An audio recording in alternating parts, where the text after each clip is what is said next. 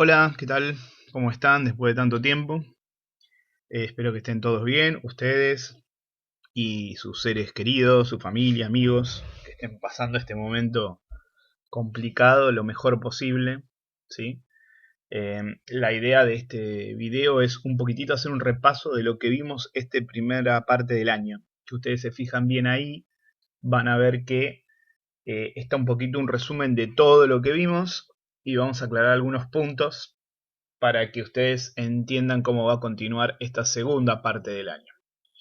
Tengan en cuenta que todos los trabajos que ustedes hacen, yo los tengo todos anotados, las personas que se van incorporando después también, yo eso lo estoy anotando.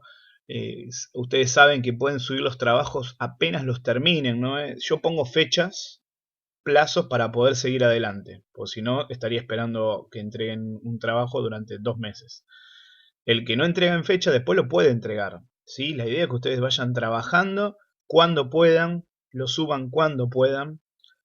Tratemos de llegar al momento de encontrarnos con la mayor cantidad de trabajos realizados, ¿sí? Para que después no sea una acumulación y para que ustedes después no tengan que hacer en un mes todo lo que no hicieron en 9, ¿sí? Pues si no eso se va a complicar mucho. Fíjense lo que ustedes están viendo ahí. Ustedes en amarillo tienen dos grandes eh, áreas geográficas como Europa y América. Ustedes recuerden que hasta este momento eran las dos independientes, ninguna se había relacionado con la otra todavía.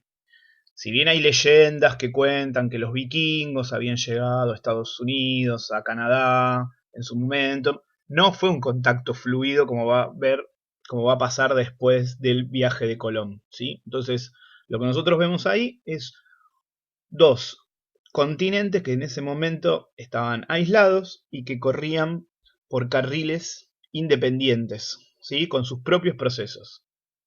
En Europa estábamos saliendo de la Edad Media. Yo le puse transición del feudalismo al capitalismo. Y les aclaré que es una transición. Fíjense que dice, la transición es un proceso, un cambio gradual a lo largo del tiempo. Cuando nosotros vemos fechas y decimos, bueno, a partir de tal día pasó tal cosa, estos cambios no se rigen por esas fechas, sino que se rigen por procesos. Son cambios muy lentos que tardan años y que se van dando de a poco hasta que se modifica lo que era el estado normal de las cosas, ¿sí? Entonces, estas transiciones que yo ahí les puse en el cuadro tardaron cientos de años en pasar. No fueron un día para el otro y un día alguien se levantó y dijo, ya estamos en el capitalismo. Basado en lo que es la corriente materialista de la historia, lo que nosotros vamos a entender que los cambios económicos fueron produciendo otros tipos de cambios. Principalmente cambió la parte económica, mientras que funcionó la Edad Media con ese señor feudal encerrado en un castillo, cultivando ciertos alimentos para comer, criando chanchos, criando vacas, y fue una economía cerrada. El feudalismo y la Edad Media avanzó. Cuando eso se empezó a romper y empezó a aparecer el comercio y gente que empezó a trasladarse y ciudades que empezaron a crecer, empezó a cambiar la forma económica. Entonces, ya el objetivo era acumular dinero y obtener dinero a partir de la producción de artículos. Acumular dinero lo que hizo fue que gente que tenía el poder económico empezara a ganar más importancia. Por eso fíjense, en la columna de los cambios, donde está el social, aparece la burguesía. Un burgués es aquella persona que acumula dinero, acumula ganancia y tiene una vida, un estilo de vida mucho mejor que la mayoría de la sociedad. Ahora bien, en esa época todavía no tenían un poder político. Esa gente tenía plata, pero no la incluían para decidir cosas. A partir de ahí, por ejemplo, aparecen los banqueros, que yo a ustedes les pregunté. El banquero era un señor que tenía mucha plata, se sentaba en un banco de madera y prestaba plata. De ahí viene que se le llame bancos, y de ahí viene que esa persona, al prestar plata y ganar plata con esos préstamos, deja un poco de producir cosas y solo se dedica a ganar plata con plata, ¿sí? Después la producción de artículos. Antes se producían cosas en la Edad Media solo para el consumo propio. Una mesa, una silla, una cama, nada más. A partir de esta transición, producir artículos es para poder vender, obtener una ganancia y con esa ganancia poder convertirse en burgués, acumular dinero y generar cada vez una mayor producción. Todavía no hablamos de máquinas, hablamos todo de que se hacía a mano, pero se entiende que esa producción de artículos empezó a generar ganancias. Estos cambios económicos hicieron que haya un cambio en la política. Los señores feudales desaparecen, los castillos se empiezan a abandonar, la gente se empieza a ir, y los reyes, que eran muy débiles, empiezan a ganar cada vez más fuerza. Ya nombramos el cambio social de la burguesía y el cambio religioso va a ser la reforma religiosa. La única iglesia que había en ese momento era la católica, ¿sí? La cristiana católica. Con el paso del tiempo, al ser la única, había obtenido mucho poder y se había alejado de su camino de espiritualidad.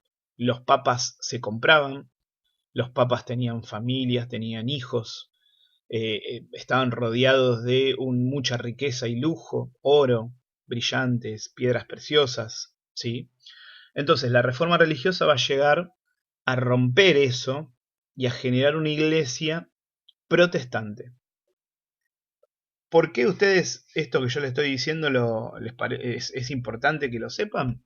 Porque en esas iglesias protestantes, que nacen a partir de esa pelea interna en la iglesia católica, se van a originar todas las religiones que nosotros conocemos hoy, que hablan de Dios, de Cristo, pero que no son católicas. Por ejemplo, los mormones, los testigos de Jehová, los evangelistas, la iglesia universal de los últimos días, la de Brasil, o sea, todas esas religiones que hablan de un Dios similar al católico y de un Jesucristo, se van a originar de esta rama de los protestantes. Gente que le protesta a la iglesia y que empieza a crear sus propias religiones. Después en el arte, el Renacimiento, todo lo que había quedado oculto de Grecia, de Roma, acuérdense todo lo que hacían los griegos y los romanos, vuelve y principalmente se empieza a usar la razón por sobre el pensamiento religioso. ¿Qué quiero decir con esto? Durante la Edad Media alguien se enfermaba y como era muy fuerte lo que era el pensamiento religioso, se decía que era todo obra de Dios. Si se enfermó, porque Dios quiere. Si se va a curar, es porque Dios quiere. Si un niño nació, es porque Dios quiere. Si alguien se murió, es porque Dios quiere. Entonces, a partir de estos cambios culturales, donde el hombre empieza a ser el centro y el uso de la razón, empieza a aparecer la ciencia. Entonces, si alguien se enferma, ¿por qué se enferma? ¿Qué hay en su cuerpo que hace que se enferma? Si pasa algo, ¿por qué está pasando? ¿Porque Dios lo quiso o porque la naturaleza lo quiere? ¿Llueve porque Dios quiere que llueva o porque las nubes hacen que llueva? ¿Sí? Entonces todo eso va a generar un nuevo clima. Ahora, mientras que pasaba esto en Europa, en América, vamos a tener dos características muy esenciales. A nivel poblacional vamos a encontrar grandes civilizaciones y pequeñas tribus aborígenes a lo largo de todo el continente. Las grandes civilizaciones son las tres que ustedes hicieron en el trabajo, mayas, aztecas e incas, ¿sí? Cada una con su propio proceso económico, ¿sí? Como los incas cultivaban en las montañas, como los aztecas cultivaban en los chinampas, en el agua, culturalmente, todo el desarrollo que tenían. Ustedes piensen, por ejemplo, hace unos años se hablaba del fin del mundo, porque el calendario maya decía que se iba a acabar el mundo. En verdad lo que había pasado era que el señor que hizo el calendario maya había llegado hasta el 2012. No es que la persona dijo se acaba. Se ve que el señor del calendario se cansó y dijo, bueno, yo llego hasta el 2012. Pero no había nada que dijera que en el 2012 se acababa.